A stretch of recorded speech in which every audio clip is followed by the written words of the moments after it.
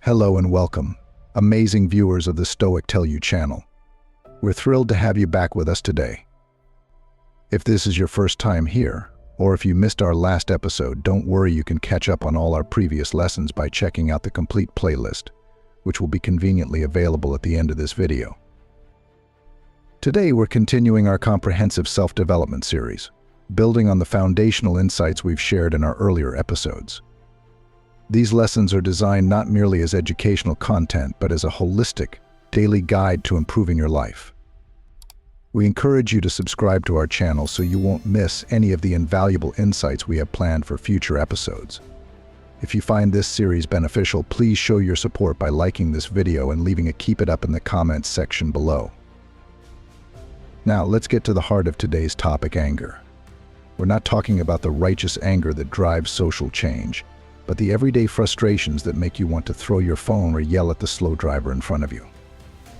Everyone experiences this kind of anger, but did you know it's like adding sugar to your car's gas tank?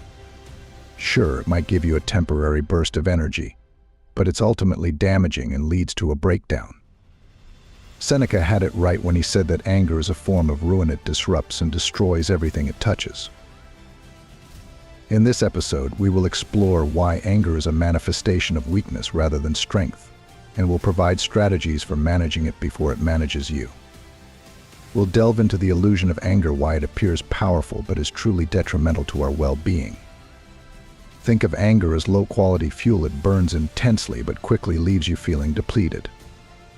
We will help you identify the warning signs that you're about to lose your cool, offer practical techniques for calming down in heated moments, and guide you in addressing the underlying causes of your anger to achieve lasting peace. It's time to reclaim your tranquility and prevent anger from dominating your life. Together, we'll learn how to maintain our composure and find true calm. Let's dive in and chill out. Lesson 1. You don't have to have an opinion. The Zen art of the mental shrug. All right, folks, today we're going to talk about something truly revolutionary: not having an opinion. Yes, you heard that right. In a world where everyone seems to have a hot take on everything, we're going to explore the radical idea that it's perfectly okay to say, "I don't know, I'm not sure," or even "I don't care." The opinion overload. Let's face it, we live in a world that's saturated with opinions. From the relentless 24-hour news cycles to the endless scroll of social media feeds, we are constantly bombarded with other people's thoughts, beliefs, and judgments. This incessant influx can be exhausting, overwhelming, and frankly, toxic. Philosopher Epictetus put it well: a man can't learn what he thinks he already knows. In other words, when we cling to our opinions, we shut ourselves off from new information, new perspectives, and the possibility of changing our minds. The freedom of not knowing.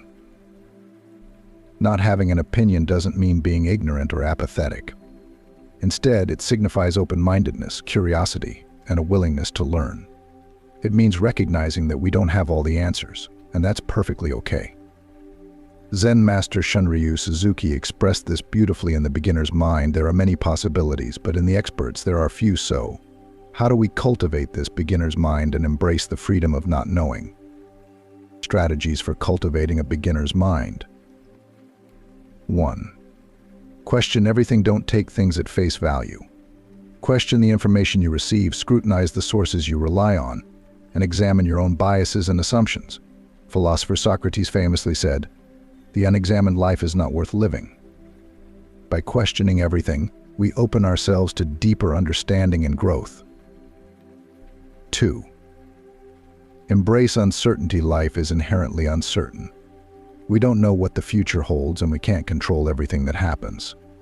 By embracing uncertainty, we can learn to let go of the need for control and find peace in the present moment. 3. Seek out diverse perspectives. Don't confine yourself to echo chambers.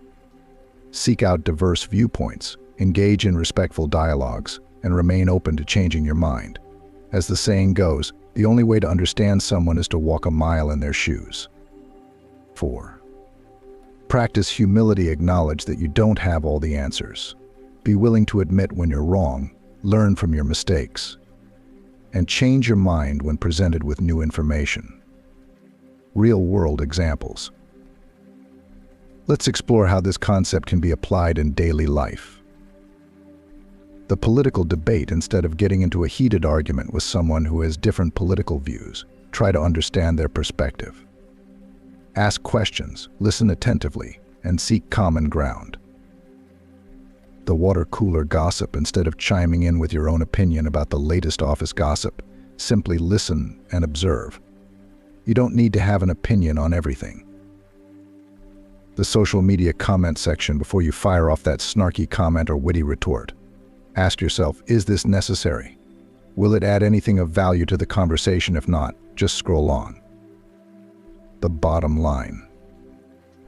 Not having an opinion is not a sign of weakness or indecision. It's a sign of intellectual humility, open-mindedness, and a willingness to learn. By embracing the freedom of not knowing, we open ourselves up to new possibilities, new perspectives, and a deeper understanding of the world around us. Philosopher Bertrand Russell captured this well. The whole problem with the world is that fools and fanatics are always so certain of themselves, but wiser people so full of doubts. So next time you feel pressured to weigh in, remember the power of the mental shrug and the freedom that comes with it. Let's cultivate a more peaceful, thoughtful, and enriched life together. If you are still watching this video and find these lessons useful, please comment number 1 below to let me know that you are still watching this video with me. Lesson 2. Anger is bad fuel. Your engine's going to blow, dude. Alright folks, today we're going to delve into the nature of anger, not the righteous kind that fuels social change or motivates us to stand up for what's right. Instead, we're talking about the simmering anger that fuels rash decisions, hurtful words, and actions we later regret. This type of anger is like bad fuel for your engine. It might get you going for a while, but it will ultimately cause a breakdown. The anger illusion. Anger often masquerades as strength. We think it gives us power, control, and the upper hand. But in reality, anger is a weakness. It's a loss of control, a surrender to our baser instincts, and a clouding of our judgment. Philosopher Seneca put it well: anger is like a ruin. It overturns all that it carries with it. In other words, anger doesn't just hurt the people around us, it hurts us too. It damages our relationships, our health, our happiness, and our peace of mind. The fuel efficiency problem. Anger is like low-grade fuel. It burns hot and fast, but it doesn't provide sustained energy or power. It's a short-term fix that leaves us feeling depleted and exhausted. When you're angry, your body goes into fight or flight mode. Your heart rate increases, your blood pressure rises, and your stress hormones surge. This might give you a temporary burst of energy, but it's not sustainable. It's like revving your engine to the red line. Eventually, something's going to give. How to switch to a higher octane fuel and avoid anger burnout. 1. Recognize the warning signs. Anger doesn't just appear out of nowhere. It builds up gradually, like steam in a pressure cooker. Learn to recognize the warning signs: tightness in your chest, clenching of your jaw, and racing thoughts. Once you recognize the signs, you can take steps to de-escalate the situation before it boils over. 2. Cool down when you feel anger rising. Take a step back. Go for a walk, listen to calming music, or practice deep breathing exercises. Give yourself time to cool down before you say or do something you'll regret. 3. Address the root cause. Anger is often a symptom of a deeper issue: hurt, fear, frustration, or injustice. Take some time to reflect on what's really bothering you and address the root cause of your anger. This might involve talking to a therapist, journaling, or having an honest conversation with yourself.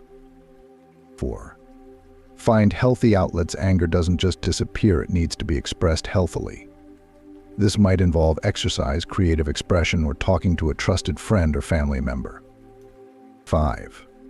Practice forgiveness. Holding on to anger is like drinking poison and expecting the other person to die.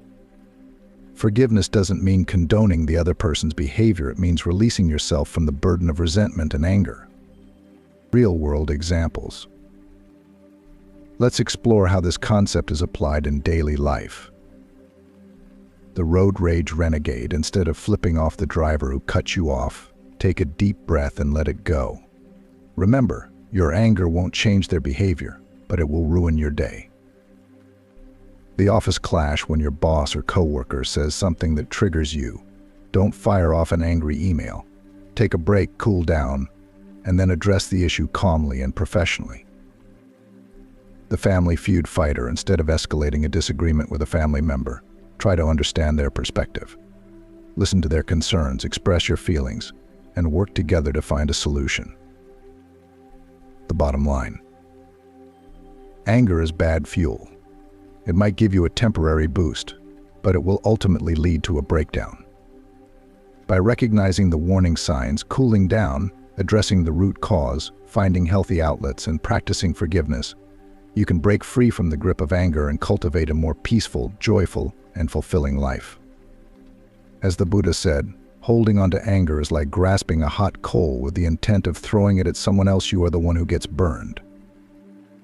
Lesson 3, Hero or Nero. Your moral compass in a world gone wild.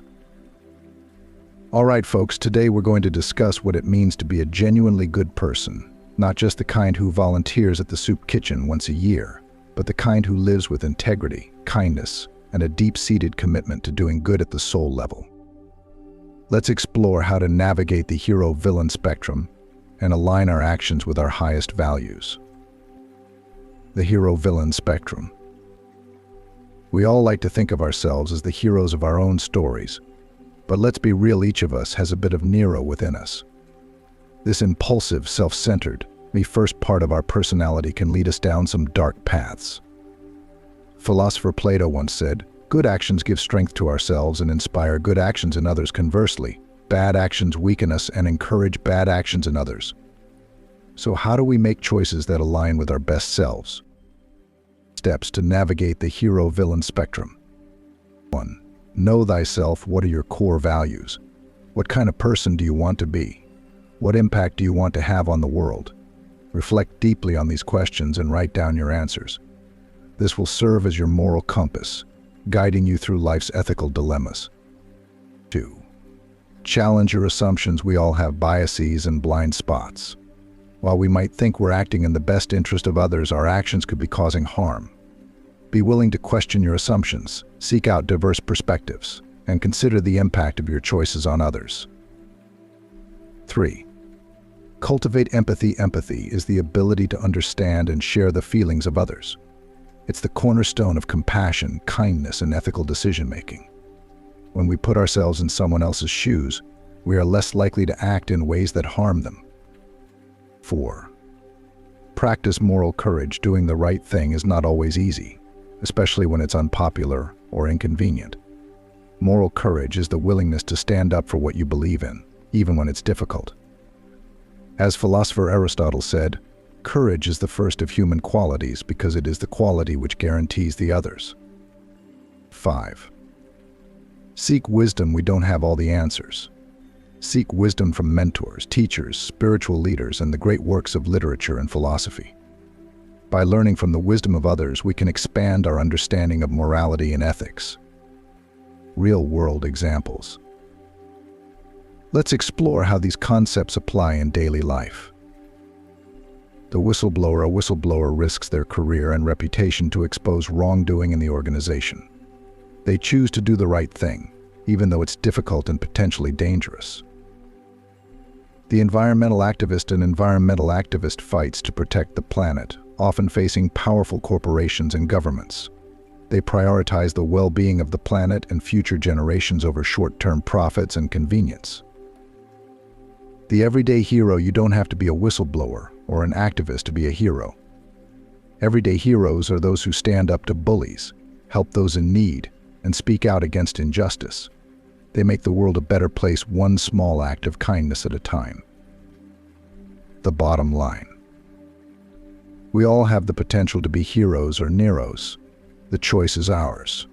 By knowing ourselves, challenging our assumptions, cultivating empathy, practicing moral courage, and seeking wisdom, we can make choices that align with our highest values and contribute to a better world. As philosopher Immanuel Kant put it, act in such a way that you treat humanity, whether in your person or the person of any other, never merely as a means to an end, but always at the same time as an end. Let's strive to be heroes in our own lives, making choices that reflect our deepest values and positively impact the world around us. If you are still watching this video and find these lessons useful, please comment number 2 below to let me know that you are still watching this video with me. Lesson 4. Protect your peace of mind. Your fortress of solitude, no cape required. Alright folks, let's delve into something truly invaluable, your peace of mind. It's that state of calm, tranquility, and inner balance that we all yearn for, yet often find elusive. Imagine it as a delicate flower that needs constant nurturing and protection from the harsh elements of life. In our modern world, maintaining this peace can be especially challenging. The chaos of modern life. Let's face it, the modern world is chaotic. We are constantly bombarded with information, notifications, demands, and distractions. Our lives are a whirlwind of constant connectivity, relentless stimulation, and perpetual motion. It's no wonder that our peace of mind is often under siege. As the philosopher Seneca aptly observed, it is not that we have a short time to live, but that we waste a lot of it. Life is long enough, and a sufficiently generous amount has been given to us for the highest achievements if it were all well invested. In other words, we have ample time to find peace, but we frequently squander it on trivial pursuits. The Stoic fortress. The ancient Stoics, such as Marcus Aurelius and Epictetus, deeply understood the necessity of safeguarding one's peace of mind. They regarded it as a fortress of solitude, a sanctuary from the world's chaos. Marcus Aurelius famously noted, "Nowhere can man find a quieter or more untroubled retreat than in his soul, so how can we construct our own fortress of solitude and defend our peace of mind amidst the turmoil?" Strategies for protecting your peace of mind. 1. Set boundaries. Don't allow the world to dictate your schedule, priorities, or values. Learn to say no to things that do not serve you, and make space for activities that nourish your soul. Remember, you can't pour from an empty cup. 2. Practice mindfulness. Mindfulness involves paying attention to the present moment without judgment. By cultivating mindfulness, we can become more aware of our thoughts and emotions, and we can learn to let go of the worries and anxieties that rob us of our peace. 3. Cultivate gratitude. Gratitude is the antidote to negativity. When we focus on what we are grateful for, we shift our attention away from what we lack and towards the abundance that already exists in our lives. As the saying goes, what you appreciate, appreciate. 4. Connect with nature. Spending time in nature has a calming effect on the mind and body. Whether it's taking a walk in the park, hiking in the woods, or simply sitting outside and soaking up the sun, nature offers a powerful remedy for stress. Naturalist John Muir said, "In every walk with nature, one receives far more than he seeks." 5. Disconnect from technology. Our phones, computers, and tablets are constantly vying for our attention. Taking regular breaks from technology allows us to recharge our batteries, reconnect with ourselves, and find peace in the offline world. Real-world examples. The digital detox retreat. Many people find that participating in a digital detox retreat, where they disconnect from technology for a few days or weeks, can be incredibly beneficial for restoring their peace of mind. The morning meditation practice. Starting your day with a few minutes of meditation can set a positive tone for the day and cultivate a sense of inner calm. The nature therapy walk. Many therapists and counselors recommend spending time in nature as a way to reduce stress, anxiety, and depression. The bottom line. Protecting your peace of mind is not a luxury, it is a necessity. It is essential for your mental, emotional, and physical well-being. By setting boundaries, practicing mindfulness, cultivating gratitude, connecting with nature, and disconnecting from technology, You can create a fortress of solitude that shields you from the world's chaos. This will allow you to live a more peaceful, joyful, and fulfilling life. As the philosopher Epictetus said, freedom is the only worthy goal in life. It is won by disregarding things that lie beyond our control. Lesson 5: Pleasure can become punishment. The dark side of the dopamine rush. All right, folks, let's talk about pleasure. Not the warm fuzzies you get from a hug or a good book, but the intense, addictive kind of pleasure that can quickly turn into a prison. We're discussing the dopamine hits that leave us craving more, chasing after fleeting highs, and sacrificing our long-term well-being for short-term thrills. The pleasure trap. Pleasure is a powerful motivator. It drives us to eat, drink, have sex, and seek out novel experiences. However, pleasure can also be a trap. When we become too focused on chasing pleasure, we can lose sight of what truly matters. We can become addicted to the dopamine rush, sacrificing our health, our relationships, and our values in the pursuit of fleeting highs. As the philosopher Epicurus put it, not what we have, but what we enjoy, constitutes our abundance. However, he also warned against overindulgence, saying, "Nothing is enough for the man to whom enough is too little." The hedonic treadmill. The hedonic treadmill is a psychological phenomenon describing our tendency to quickly adapt to new levels of pleasure. When we experience something pleasurable, our brains release dopamine, a neurotransmitter associated with reward and motivation. However, the more we experience that pleasure, the less dopamine our brains release, and the less pleasure we feel. This leads us to seek out even more intense or novel experiences in an attempt to recapture that initial high. The result? We end up chasing a moving target, constantly seeking more pleasure but never truly finding lasting satisfaction. The price of pleasure. The pursuit of pleasure can come at a steep price. Overindulgence in food, drugs, alcohol, or other vices can lead to addiction, health problems, financial ruin, and broken relationships. It can also lead to a sense of emptiness and dissatisfaction as we realize that the fleeting highs we chase are not enough to fill the void within. As the philosopher Socrates put it, the unexamined life is not worth living. We could also say, the unexamined pleasure is not worth pursuing. Breaking free from the pleasure trap. 1. Mindful indulgence. Enjoy pleasure, but do so mindfully. Savor the experience, pay attention to your senses, and appreciate the present moment. Don't let pleasure become a mindless habit or a compulsive need. 2. Diversify your pleasures. Don't rely on a single source of pleasure. Explore different activities, hobbies, and experiences that bring you joy. This will help you avoid the hedonic treadmill and find more lasting satisfaction. 3. Prioritize meaningful activities. Focus on activities that bring you a sense of purpose, meaning, and fulfillment. This might include spending time with loved ones, pursuing your passions, or contributing to your community. 4. Practice gratitude. Take time each day to appreciate the good things in your life. Gratitude can help you shift your focus away from what you lack and toward the abundance that already exists. 5. Seek help if needed. If you're struggling with addiction or compulsive behaviors, don't hesitate to seek help from a therapist, counselor, or support group. Real-world examples. Let's explore how this concept applies in daily life.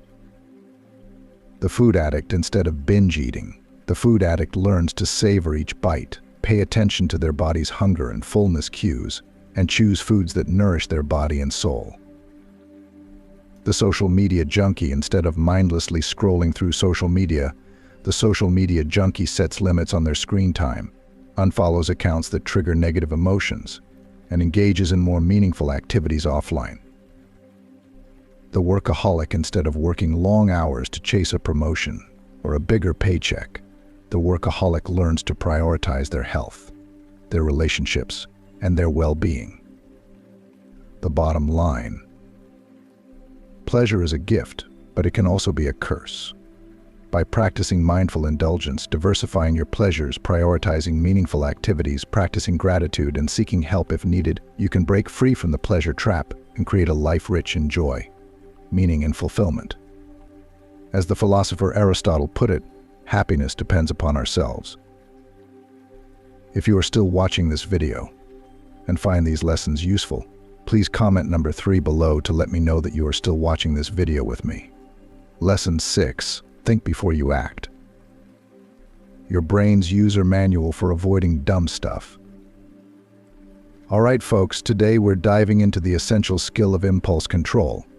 No, we're not just talking about resisting that extra slice of pizza, although that's a valuable skill too. We're discussing the ability to pause, reflect, and make conscious choices instead of reacting impulsively to every situation. This is the difference between being a hothead and a cool cucumber, between making rash decisions and thoughtful ones. The impulsive brain. Our brains are wired for survival, not necessarily for rational decision-making. When we encounter a potential threat or opportunity, our amygdala, the brain's emotional center, takes over, triggering a fight or flight response. While this can be helpful in life or death situations, it often leads to impulsive decisions that we later regret. Philosopher Aristotle wisely noted, anyone can become angry, that is easy. But to be angry with the right person, to the right degree, at the right time, for the right purpose, and in the right way, that is not within everyone's power and is not easy. So how do we train our brains to think before we act, to respond instead of react, and to make choices that align with our values and goals? Steps to train your brain to think before you act. 1. The pause button. When you feel an impulse rising, hit the pause button. Take a deep breath, count to 10, or step away from the situation. This gives your prefrontal cortex, the brain's rational center, a chance to catch up and assess the situation more objectively. 2. The question mark. Ask yourself, what are the facts? What are my options? What are the potential consequences of each option? What is the wisest and most compassionate course of action? By asking these questions, you can move beyond your initial emotional reaction and make a more thoughtful decision. 3. The rehearsal. Practice thinking before you act in low-stakes situations. For instance, if you're tempted to buy something impulsively, wait 24 hours before making a decision. If you're about to send an angry email, save it as a draft and revisit it later with a calmer mind. 4. The mindfulness muscle. Mindfulness is the practice of paying attention to the present moment without judgment. By cultivating mindfulness, you can become more aware of your impulses and choose how to respond to them. 5. The mentor's wisdom. Seek out guidance from mentors, therapists, or spiritual leaders who can offer wisdom and support. Learn from their experiences, their insights, and their mistakes. Real-world examples. Let's explore how these concepts apply in daily life. The road rage incident. Instead of yelling at the driver who cut you off, take a deep breath and remind yourself that it's not worth getting into an accident over. The heated argument. When you're in a heated argument with your partner, take a break. Cool down and come back to the conversation when you're both calmer and more rational. The impulsive purchase. Before you click the Buy Now button, ask yourself if you really need that item. Will it bring you lasting joy or just a fleeting moment of satisfaction? The bottom line. Thinking before you act is a skill that takes practice and discipline, but it's a skill that can save you from a lot of heartache, regret, and unnecessary drama. By learning to pause, reflect, and make conscious choices, you can become the master of your impulses rather than their slave. As the philosopher Viktor Frankl said, between stimulus and response there is a space. In that space is our power to choose our response. In our response lies our growth and our freedom. Let's strive to make conscious, thoughtful decisions that align with our values and lead to a more fulfilling life. Lesson 7. Only bad dreams. Your mind's midnight movie marathon and how to change the channel. All right, folks, let's delve into those peculiar things called dreams, not the Martin Luther King Jr. kind, though those are important too. We're talking about those strange, wacky, and sometimes downright terrifying visions that play out in our heads while we sleep. We're focusing on the dreams that leave us waking up in a cold sweat, wondering if we're losing our minds. The Dream Factory. Our brains are like little movie studios, churning out bizarre narratives and surreal imagery while we slumber. Sometimes these dreams are pleasant, even fantastical, but other times they're filled with anxiety, fear, and outright terror. As the philosopher Aristotle put it, often when one is asleep, there is something in consciousness which declares that what then presents itself is but a dream. In other words, even while we're dreaming, there's a part of us that knows it's not real. But that doesn't make the experience any less intense or unsettling. Understanding bad dreams. 1. The stress connection. Bad dreams often reflect our waking life stresses and anxieties. If you're going through a tough time at work, dealing with relationship problems, or facing a major life change, your dreams might be your brain's way of processing those emotions. 2. The unconscious mind. Dreams can also serve as a window into our unconscious mind. They can reveal hidden desires, fears, and unresolved conflicts that we might not be aware of in our waking lives. As the psychologist Carl Jung put it, dreams are the guiding words of the soul. 3. The creative muse. Sometimes bad dreams can be a source of creative inspiration. They can spark new ideas, offer unique perspectives, and even help us solve problems. As the artist Salvador Dali said, "Give me 2 hours a day of activity, and I'll take the other 22 in dreams." Taking control of your dreams. 1. The Dream Journal. Keep a dream journal by your bed and write down your dreams as soon as you wake up. This can help you identify patterns, themes, and symbols that might be relevant to your waking life. 2. The reality check. When you wake up from a bad dream, remind yourself that it was just a dream. It's not real and it doesn't have any power over you. As the Stoic philosopher Epictetus said, it's not what happens to you, but how you react to it that matters. 3. The reframe. Try to reframe your bad dreams in a more positive light. Can you find any hidden messages or insights? Can you turn the nightmare into a creative project? Remember, every cloud has a silver lining. 4. The relaxation ritual. Before bed, engage in relaxing activities like reading, taking a warm bath, or listening to calming music. This can help you wind down and prepare for a more peaceful sleep. Real-world examples. Let's explore how these concepts apply in daily life. The stressed-out student. A student stressed about an upcoming exam might have nightmares about failing or not being prepared. By recognizing the connection between their stress and their dreams, they can take steps to manage anxiety and improve sleep quality. The grieving widow. A widow grieving the loss of her husband might have dreams about him. These dreams can be a way for her to process her grief, reconnect with her husband in memory, and find closure. The creative writer. A writer struggling with writer's block might have a bizarre dream that sparks a new idea for a story. By embracing the dream as a source of inspiration, they can overcome their creative block and produce a masterpiece. The bottom line. Dreams are a mysterious and fascinating part of the human experience. While bad dreams can be unsettling, they don't have to control us. By understanding their meaning, reframing our perspective, and taking steps to improve our sleep hygiene, we can turn those nightmares into sources of insight, creativity, and even healing. As the poet Langston Hughes said, "Hold fast to dreams, for if dreams die, life is a broken-winged bird that cannot fly." If you are still watching this video and find these lessons useful, please comment number 4 below to let me know that you are still watching this video with me. Lesson 8. Don't make things harder than they need to be. Life isn't a high-intensity CrossFit session, folks. Let's have a heart-to-heart about the art of not overcomplicating things. Sure, it's not just about assembling IKEA furniture or deciphering a perplexing cable bill, though those can make you scratch your head. It's about that innate tendency we all have, making life more difficult than it needs to be.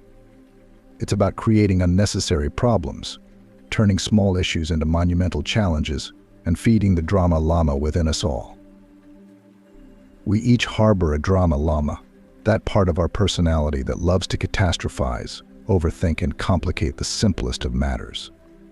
It's the voice in our heads that whispers, what if this goes wrong? What if that doesn't work out? What if I'm just not good enough? As the philosopher Marcus Aurelius aptly noted, our life is what our thoughts make it in essence. Our thoughts and beliefs shape our reality if we're constantly dwelling on problems and difficulties. That's precisely what we'll find. The ancient Stoics proposed a straightforward remedy: don't make things harder than they need to be. Their philosophy encouraged focusing on what's within our control, accepting what isn't, and aligning ourselves with the natural order of things. Epictetus captured this beautifully when he stated, "The chief task in life is simply this: to identify and separate matters so that I can say clearly to myself which are externals not under my control, and which have to do with the choices I control." So how do we rein in our inner drama llama and embrace a simpler, more tranquil existence? 1. Identify the root cause, what drives your tendency to overcomplicate. Is it fear, insecurity, perfectionism, or a need for control? Pinpointing the root cause is the first step toward addressing it. 2. Challenge your assumptions. Are your thoughts and beliefs grounded in reality, or are they stories you tell yourself? By questioning and testing your assumptions, you can gain clarity and reduce unnecessary complexity. 3. Focus on the present moment. Dwelling on the past or fretting about the future only amplifies complexity. By staying mindful and focusing on the present, we can simplify our decisions and find inner peace. 4. Practice acceptance. Not everything needs to be flawless. Learning to accept imperfections, setbacks, and challenges as part of life's journey is crucial. As the Serenity Prayer advises, grant me the serenity to accept the things I cannot change, courage to change the things I can, and wisdom to know the difference. 5. Seek simplicity. Look for ways to simplify both your physical environment and mental processes. Declutter your home, streamline your schedule, and prioritize what truly matters. As minimalist writer Francine J. succinctly puts it, "My goal is no longer to get more done, but rather to have less to do." Real-world examples illustrate how these principles can be applied in daily life. The overthinker, instead of agonizing over every decision, the overthinker learns to trust their intuition, make a choice, and move forward. The perfectionist, rather than chasing perfection, the perfectionist embraces imperfection and celebrates progress over an elusive ideal. The chronic worrier, instead of obsessing over what cannot be controlled, the chronic worrier focuses on the present moment and takes action on what they can change. In conclusion, life is inherently complex.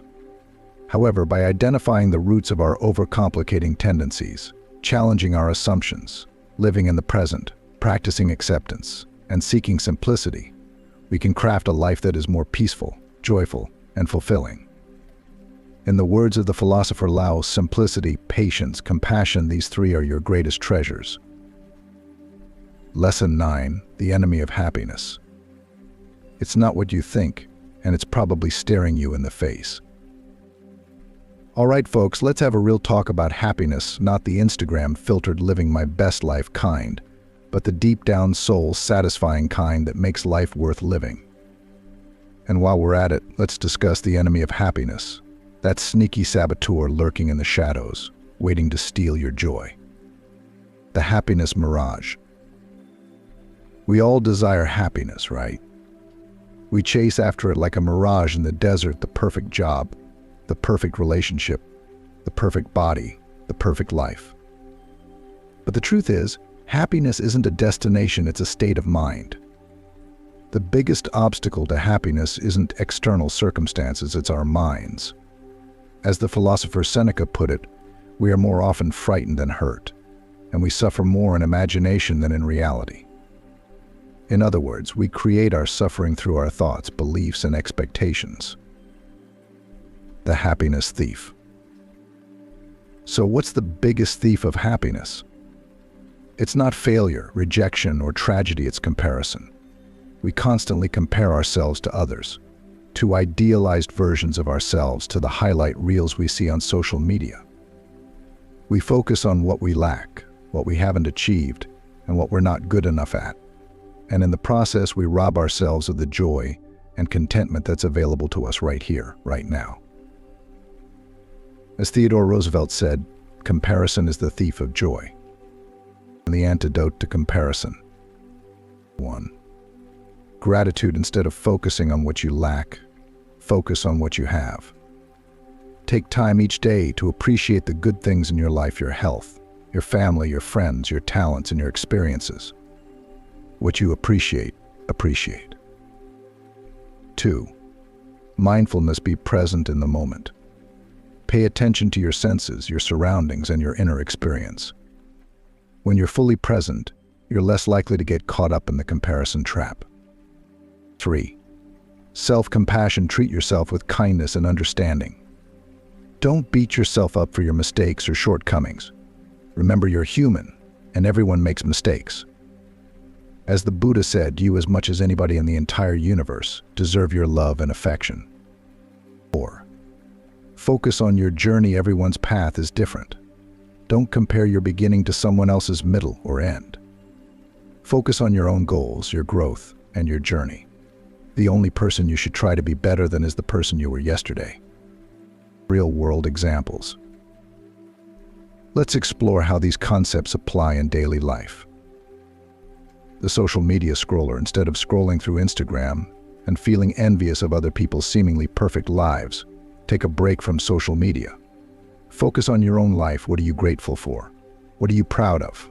What are you proud of? What are you working towards?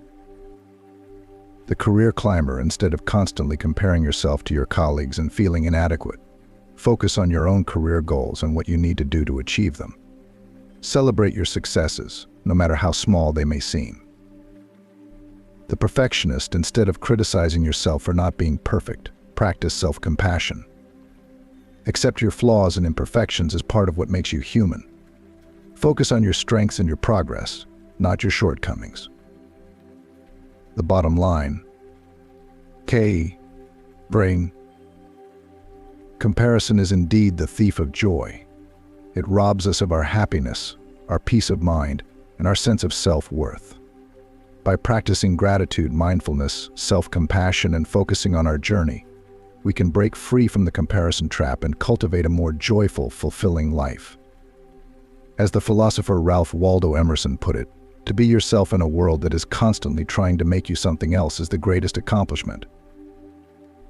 If you are still watching this video and find these lessons useful, please comment number 5 below to let me know that you are still watching this video with me. Lesson 10. Prepare for the storm. Life's hurricanes. Philosophical insights.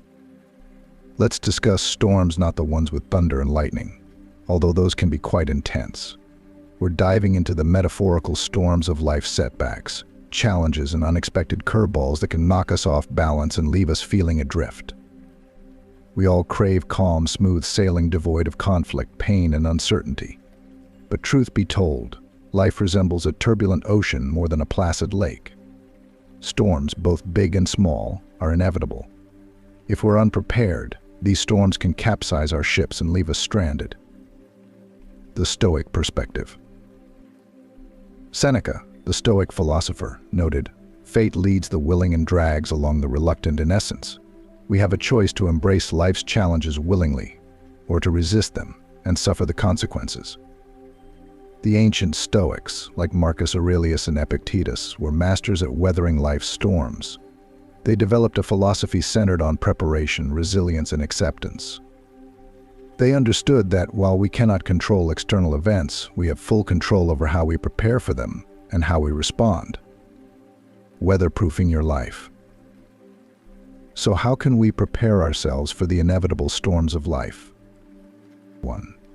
Build a strong foundation. A strong foundation is rooted in values, principles, and a clear sense of purpose. When you know what you stand for and what matters most to you, you're less likely to be swayed by the winds of change. 2. Develop resilience. Resilience is the ability to bounce back from setbacks, learn from mistakes, and find strength in adversity. As the saying goes, what doesn't kill you makes you stronger. 3. Practice acceptance. Not everything is within our control. By accepting the things we cannot change, we free ourselves from unnecessary suffering and open up to new possibilities. 4. Cultivate gratitude. Gratitude shifts our focus from what we lack to the abundance that already exists in our lives. It serves as a powerful antidote to negativity and helps us maintain perspective during difficult times. 5. Seek support. You don't have to face storms alone. Reach out to friends, family, mentors, or therapists for support. Talking to someone you trust can help you process emotions, gain new perspectives, and find solutions. Real-world examples. Consider how these principles apply in everyday life. The laid-off worker, instead of panicking, they update their resume, network, and explore new job opportunities as a chance to pivot their career. The grieving parent, after losing a child, they seek support from therapists and support groups, finding solace in their faith and discovering meaning in their child's memory.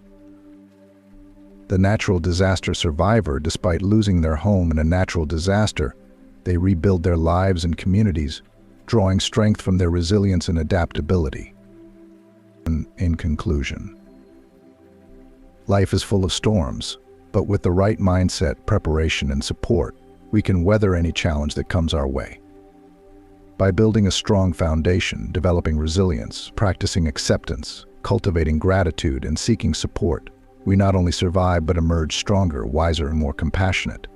As Nietzsche famously said, that which does not kill us makes us stronger.